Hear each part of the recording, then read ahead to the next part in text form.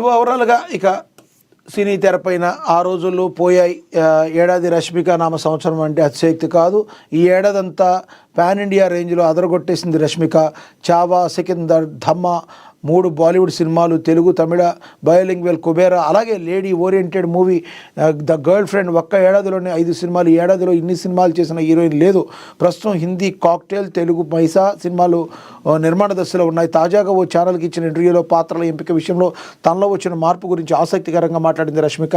నటిగా సినిమాకి బాధ్యత పెరుగుతూనే ఉంది. ఇప్పుడు పాత్రల కోసం వెంపర్లాడే స్థితి నుంచి మంచి పాత్ర కోసం ఆరాటపడే స్థాయికి చేరుకున్నాను. డబ్బు కోసం మాత్రమే సినిమాలు చేసే రోజులు పోయాయి. ప్రస్తుతం నా కోసం రచయితలు ప్రత్యేకంగా కథలు తయారు చేస్తున్నారు. ఓ విధంగా ఇది నా విజయం. ఫలానా తరహా పాత్రలే చేయాలని అనుకోవడం లేదు. నాకంటే రచయితలనే ఈ విషయంలో ఎక్కువగా నమ్ముతాను. నాకు సూట్ అయ్యే పాత్రలే వారు నా దగ్గరకు తెస్తారని మరి రష్మిక హీరోయిన్ అయితే చెప్పింది. నిజంగా చెప్పాలంటే హీరోయిన్ రష్మికకి ఒక రకంగా చెప్పాలంటే అనతి కాలంలోనే మరి చాలా అద్భుతమైన పాత్రలు కూడా చేసింది. చావా లాంటి సినిమాలో చేసింది, గ్లామరస్గా ఉండే సినిమాలో చేసింది, డీగ్లామరైజ్డ్ సినిమాలు కూడా చేసింది, మరి లేడీ ఓరియంటెడ్గా ఉండే హీరోయిన్కి పాత్రకి అధికంగా ఇంపార్టెన్స్ ఉండే సినిమాలు కూడా చేసింది రష్మిక మందాన. మరి ఇది రష్మిక మందాన నామ సంవత్సరంగా మరి ఉంటే చెప్దాం అంటే అతిశయోక్తి కాదని కూడా ప్రచురించారు. చూడాలి మరి రష్మిక మున్ముందు ఎలాంటి సినిమాలు ఎంచుకుంటుందో.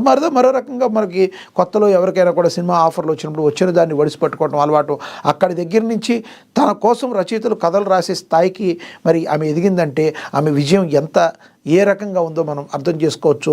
ఆ పాత్రలు ఏదొచ్చినా చేయటం కాకుండా తనకు ఆ పాత్ర సూట్ అవుతుందా లేదని ఆలోచించి మరి ముందుకు వెళుతున్నందుకు మరి మనందరం కూడా రష్మిక మరిన్ని విజయాలు అందుకోవాలని ఏఎన్ఎన్ న్యూస్ నుంచి కూడా మనం కోరుకుందాం.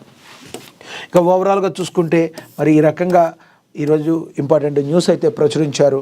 మరి ప్రతిరోజు కూడా వార్తాపత్రికల వార్తా విశ్లేషణలో ఏవైతే ఇంపార్టెంట్ వార్తలు ఉంటాయో వాటిని మనం విశ్లేషించే ప్రయత్నం చేద్దాం. ఇది ఈరోజు వార్తాపత్రికల వార్తా విశ్లేషణ. నమస్తే.